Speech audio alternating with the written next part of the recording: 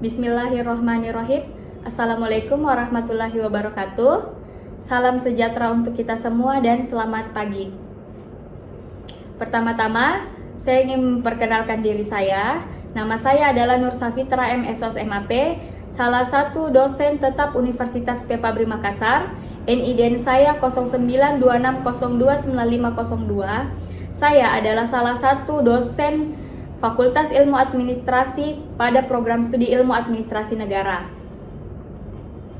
Kali ini mata kuliah yang saya angkat adalah mata kuliah Administrasi Pembangunan dengan kode mata kuliah MK6UA.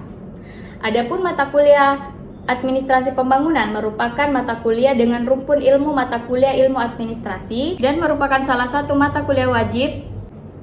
Mata kuliah Administrasi Pembangunan adalah mata kuliah dengan 3 SKS yang diajarkan pada semester genap pada mahasiswa semester 6 program studi Ilmu Administrasi Negara.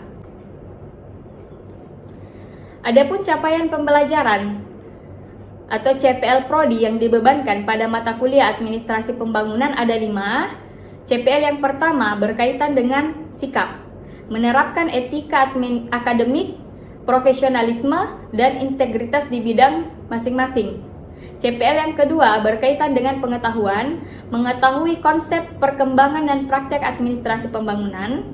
CPL yang ketiga berkaitan dengan keterampilan umum 1, menerapkan model pengambilan keputusan dalam konteks pemecahan masalah di bidang administrasi publik berdasarkan sistem manajemen pengetahuan. CPL yang keempat berkaitan dengan keterampilan umum 2, menunjukkan kinerja mandiri, bermutu, dan terukur. CPL yang kelima berkaitan dengan keterampilan khusus 3, mampu secara kreatif memformulasikan metode perencanaan, pelaksanaan, pemantauan dan evaluasi kebijakan publik dalam rangka meningkatkan kinerja organisasi dan pelayanan publik. Dari kelima capaian pembelajaran tersebut diturunkan menjadi 4 capaian pembelajaran mata kuliah atau CPMK. CPMK yang pertama, mahasiswa mampu menjelaskan secara komprehensif teori dan konsep dasar ilmu sosial dengan menekankan pada fenomena administrasi pembangunan secara profesional. CPMK yang kedua, mahasiswa mampu menjelaskan elemen, prinsip, dan fungsi administrasi publik dalam konteks kebijakan publik dan manajemen publik. CPMK yang ketiga adalah mahasiswa mampu mendemonstrasikan konsep dan model pengambilan keputusan dalam pemecahan masalah yang didasari pada manajemen pengetahuan.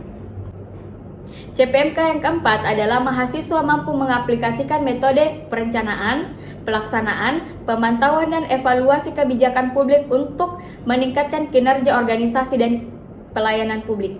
Dari keempat CPMK tersebut, saya kemudian menjabarkan menjadi 12 sub CPMK, di mana masing-masing CPMK menjadi 3 sub CPMK.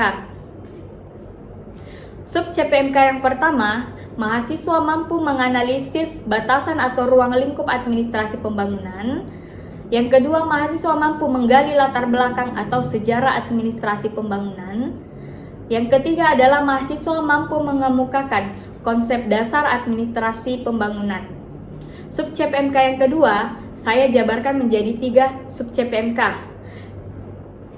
Yang pertama, mahasiswa mampu menjelaskan administrasi pembangunan dalam konteks manajemen publik dan perbedaan antara administrasi negara dan administrasi pembangunan. Sub CPMK yang kedua, mahasiswa mampu mengemukakan prinsip administrasi pembangunan dalam konteks manajemen publik. Sub CPMK yang ketiga, mahasiswa mampu mengemukakan administrasi pembangunan dalam konteks kebijakan publik. CPMK yang ketiga saya jabarkan menjadi 3 sub CPMK. Yang pertama, mahasiswa mampu menganalisis konsep dan teori studi pembangunan dalam administrasi negara dan administrasi pembangunan. Yang kedua, mahasiswa mampu menganalisis perkembangan dan praktek administrasi pembangunan di berbagai negara-negara berkembang. Yang ketiga adalah mahasiswa mampu mensimulasikan perencanaan dan kebijakan dalam administrasi pembangunan. CPMK yang keempat saya jabarkan menjadi 3 sub CPMK. Yang pertama, mahasiswa mampu mengaplikasikan pembangunan kelembagaan dan metode keberhasilan evaluasi dalam rangka pembangunan organisasi dan pelayanan publik. Yang kedua, mahasiswa mampu menyimpulkan perbandingan praktek administrasi pembangunan di Indonesia dalam rangka reformasi administrasi. Dan yang terakhir adalah mahasiswa mampu menyimpulkan perbandingan praktek administrasi pembangunan di berbagai negara yang ada di dunia. Adapun mata kuliah administrasi pembangunan ini didesain untuk memberikan pemahaman mengenai administrasi pembangunan baik dari aspek teoritis maupun empirisnya. Nah, ketika mahasiswa selesai mengampu mata kuliah administrasi pembangunan ini, diharapkan mahasiswa telah mampu mengemukakan konsep dasar administrasi pembangunan, prinsip dan konsep dalam kebijakan publik, serta perbandingan dan praktek administrasi pembangunan di Indonesia maupun di berbagai negara. Dalam menyusun mata kuliah dan RPS pada mata kuliah administrasi pembangunan ini, saya menggunakan 8 buku yang menjadi acuan saya sebagai pustaka utama. Sedangkan sebagai pustaka pendukung saya menggunakan 4 buku ataupun jurnal.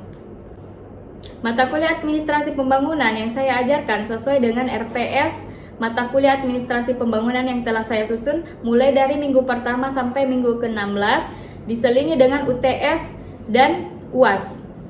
Adapun metode pembelajaran yang saya lakukan menggunakan 6 metode pembelajaran, yaitu contextual learning, cooperative learning, problem based learning, perception student, yang kelima small group discussions, dan yang terakhir adalah case method. Berikut cuplikan pembelajaran tatap muka yang saya lakukan di kelas. Selamat menyaksikan. Bismillahirrahmanirrahim. Assalamualaikum warahmatullahi wabarakatuh. Waalaikumsalam warahmatullahi wabarakatuh. Selamat pagi. Pagi. Salam sejahtera untuk kita semua. Alhamdulillah kita masih diberikan kesempatan dan kesehatan untuk melaksanakan mata kuliah administrasi pembangunan. Dalam mata kuliah administrasi pembangunan ini kita sudah masuk ke pekan ketiga. Nah, sebelum kita memulai perkuliahan, mari kita sama-sama berdoa menurut kepercayaan masing-masing. Berdoa dimulai.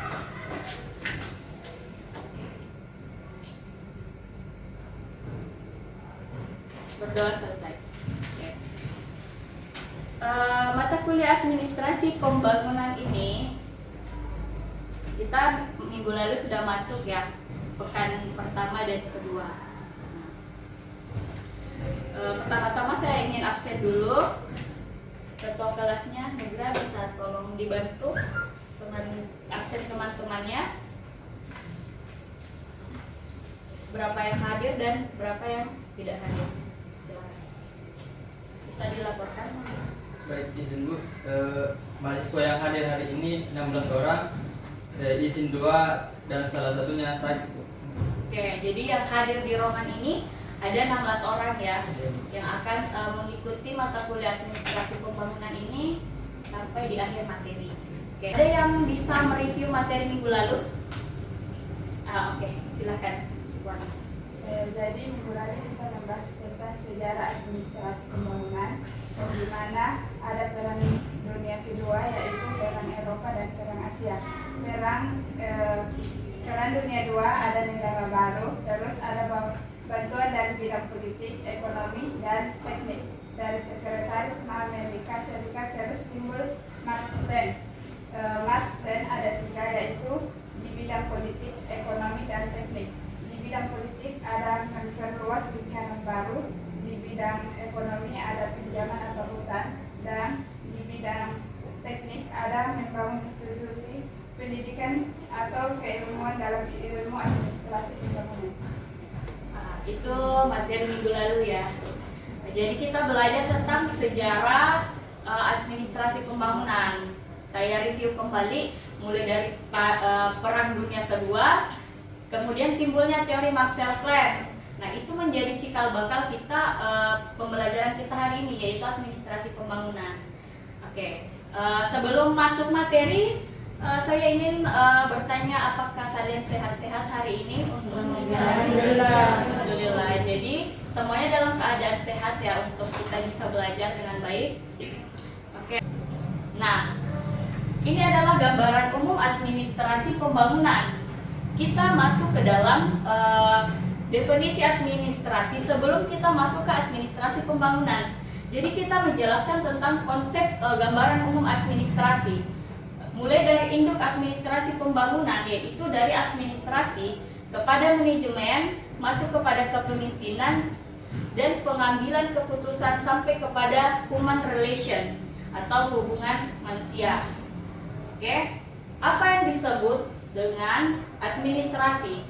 Nah, kita sudah familiar ya dengan istilah administrasi itu, karena kita jurusan administrasi negara dari semester 1 sampai semester 6 kita sudah familiar dengan istilah administrasi. Administrasi adalah kerjasama yang dilakukan oleh 2 orang atau lebih berdasarkan rasional untuk mencapai tujuan yang telah ditetapkan.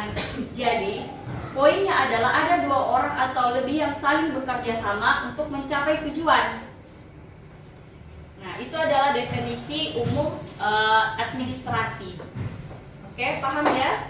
Kita masuk ke dalam pembahasan perkembangan administrasi negara sebagai awal cikal bakal kemunculan administrasi pembangunan. Jadi, administrasi negara ini menjadi induk lahirnya administrasi pembangunan. Kemunculan itu kemudian dilatar belakangi oleh 3 hal. Yang pertama, bahwa administrasi negara sudah tidak efektif lagi menjadi instrumen dalam mendukung atau dalam penyelenggaraan pembangunan. Jadi kayak administrasi negara ini sudah tidak relevan digunakan pada zaman itu.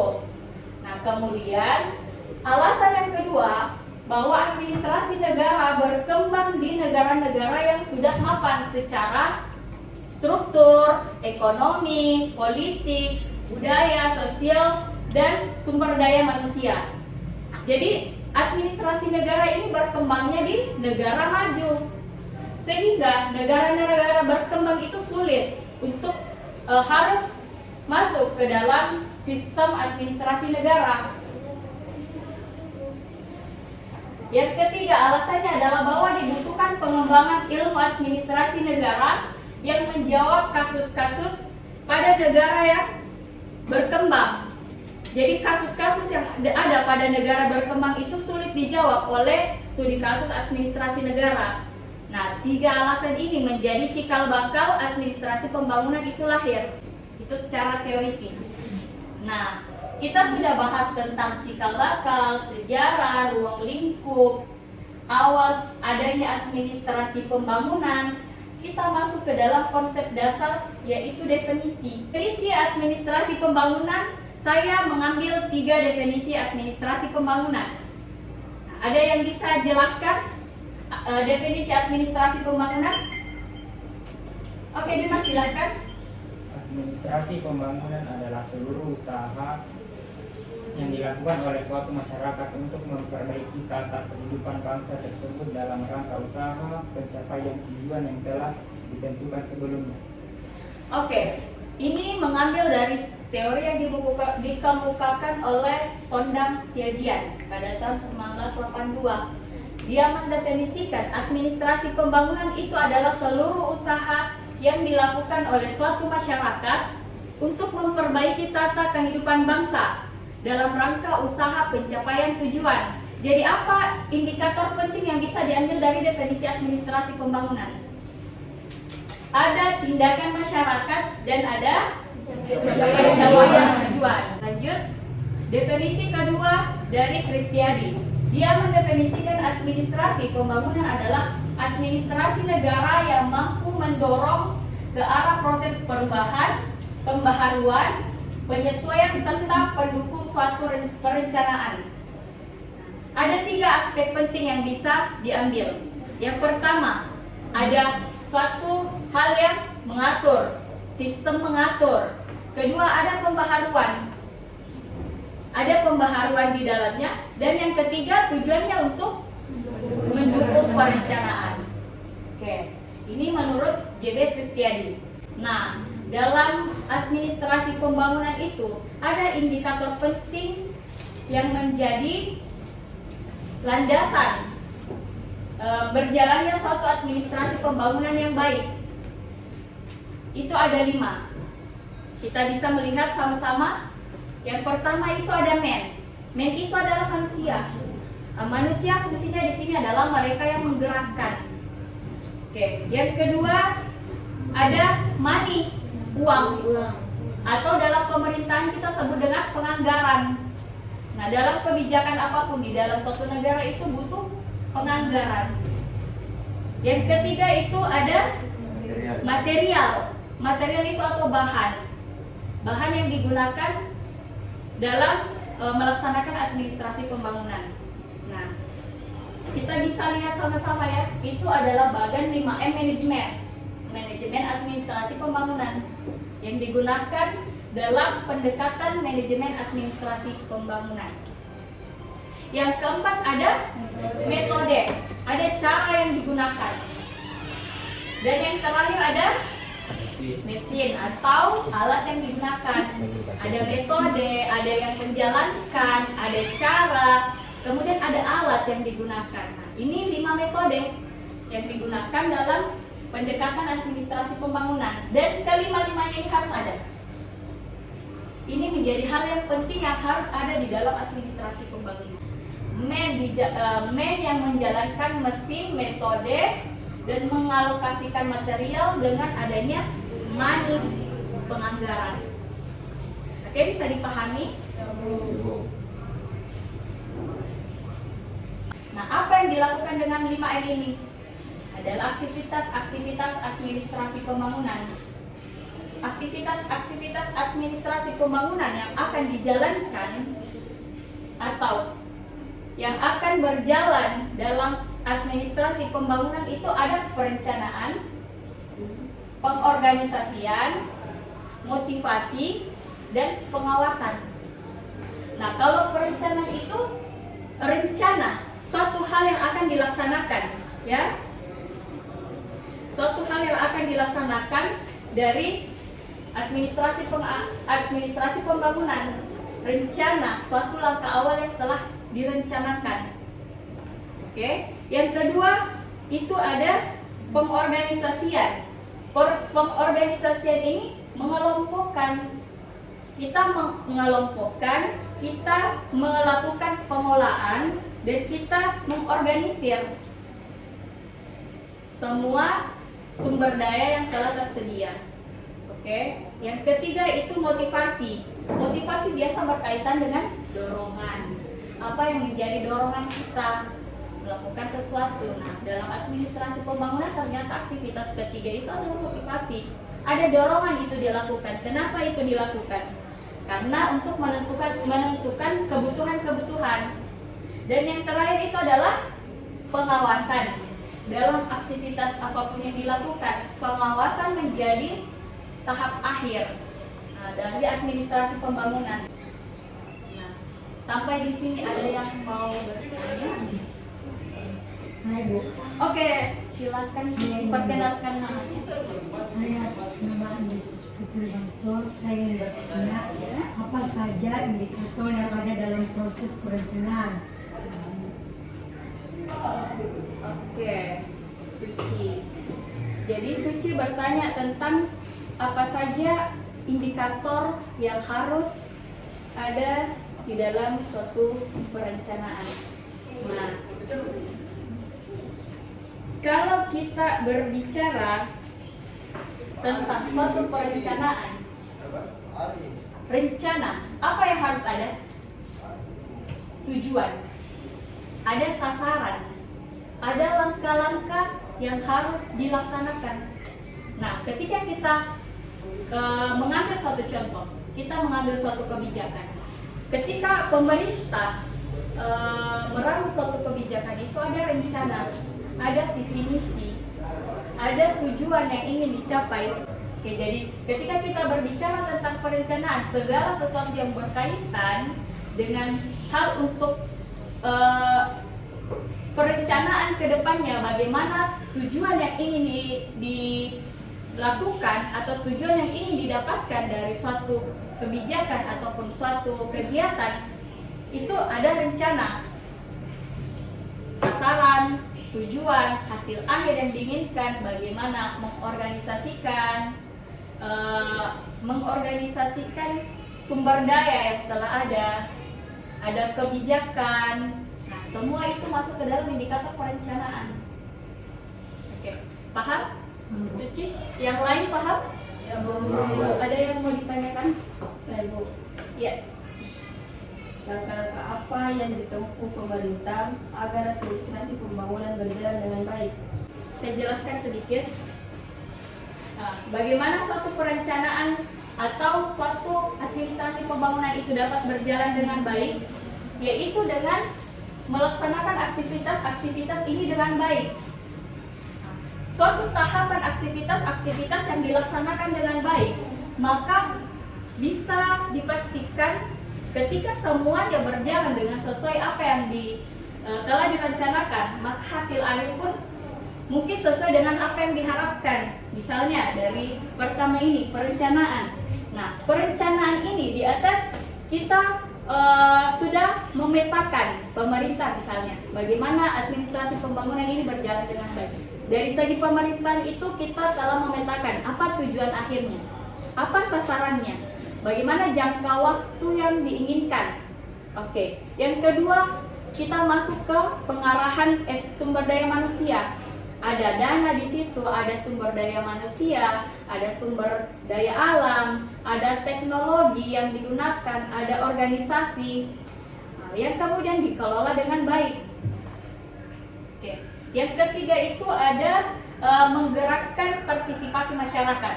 Jadi ketika kita berbicara dengan terhadap lingkup atau konteksnya suatu negara, maka yang paling penting adalah partisipasi masyarakat. Yang keempat itu ada penganggaran, yang tadi sudah kita bahas. Ada penganggaran. Ketika penganggarannya baik, maka administrasi pembangunan suatu negara itu akan berjalan dengan baik. Dan yang kelima itu pelaksanaan sesuai dengan apa yang diharapkan. Oke, dilaksanakan sesuai dengan apa yang telah direncanakan. Bagaimana mengalokasikan sumber daya manusia, sumber daya alam, teknologi, mesin, metode yang digunakan. Administrasi pembangunan itu tahap akhirnya, aktivitas akhirnya adalah pengawasan dan pemantauan sebagai hasil akhir bahwa apa yang telah direncanakan itu sesuai dengan apa yang telah kita menjadi tujuan. Oke. Jadi untuk materi kali ini saya akan kirim ke grup WA yang telah kita buat. Jadi kalian bisa pelajari bersama apa yang telah tadi kita bahas. Ada yang bisa merangkum materi administrasi pembangunan itu? Oke, silakan Cindy. Baik, perkenalkan nama saya Cindy. Dari rangkuman yang saya dapatkan atau yang saya dapat saya simpulkan dari materi pertama sampai materi terakhir, jadi rangkuman atau simpulan yang dapat saya sampaikan yaitu administrasi pembangunan dapat dikatakan bahwa usaha yang dilakukan pemerintah untuk menumbuh kembangkan serta memberikan perubahan demi memajukan kehidupan berbangsa dan bernegara. Terima kasih. Jadi Cindy mewakili teman-temannya merangkum apa materi pembelajaran administrasi pembangunan kita hari ini. Jadi dari administrasi pembangunan itu dikatakan bahwa usaha yang dilakukan pemerintah dalam menumbuh kembangkan dan memajukan suatu negara itu adalah administrasi pembangunan. Ini menjadi referensi bacaan yang bisa kalian cari dan saya gunakan untuk menyusun materi. Nah, sebelum saya masuk ke pembahasan pekan depan, saya ingin memberikan tugas. Boleh ya? Oke. Jadi untuk mengukur seberapa kalian mengetahui materi untuk hari ini, tugas dari saya adalah kalian membuat review materi ke dalam bentuk tugas paper. Oke, jadi setiap orang itu boleh 5 sampai 7 lembar dengan format yang biasa untuk merangkum materi hari ini. Tadi ada materi apa Nugra yang sudah kita bahas? Definisi administrasi pembangunan, indikator yang penting dalam administrasi pembangunan, serta aktivitas-aktivitas dalam administrasi pembangunan. Oke, itu ya yang menjadi bahan materi kita minggu depan. Nah, pembahasan pekan depan yang akan kita bahas. Nah, mengapa ini penting untuk ditampilkan? Karena ini menjadi bahan kita untuk minggu depan. Jadi kita belajar tentang ini, tantangan utama administrasi pembangunan di masa depan. Yang kedua yang tak kalah pentingnya adalah materi perbedaan administrasi negara dan administrasi pembangunan. Ini juga menjadi materi kita minggu depan, materi pokok. Kenapa? Karena meskipun administrasi negara menjadi induk dari munculnya administrasi pembangunan, tetapi ada perbedaan di antara keduanya. Ada yang mau ditanyakan pada sesi akhir ini? Boleh tentang tugasnya, boleh atau materi sebelumnya, atau boleh tentang materi depan. Minimal 3 lembar itu. Iya, boleh minimal 5 lembar ya, minimal 5 lembar sampai 7 lembar. Nanti materinya akan saya share ke WA group. Boleh kalian itu menjadi acuan, tetapi untuk pengembangannya kalian membahasakan dengan bahasa sendiri supaya kalian mengerti yang telah disampaikan. Sudah jelas ya? Atau masih ada yang ingin mau ditanyakan? Jelas ya?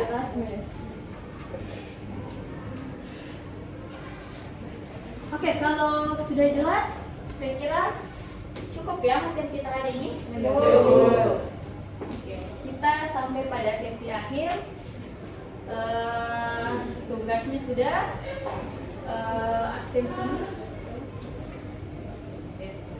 absensinya sudah diisi. Oke.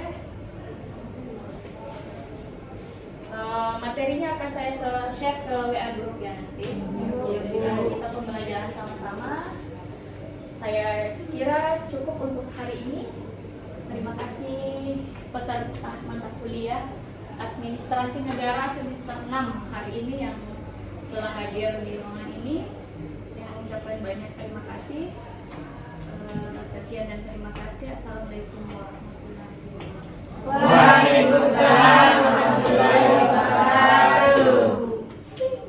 Itulah tadi cuplikan pembelajaran di kelas secara tatap muka yang saya lakukan pada mahasiswa semester 6 program studi Ilmu Administrasi Negara.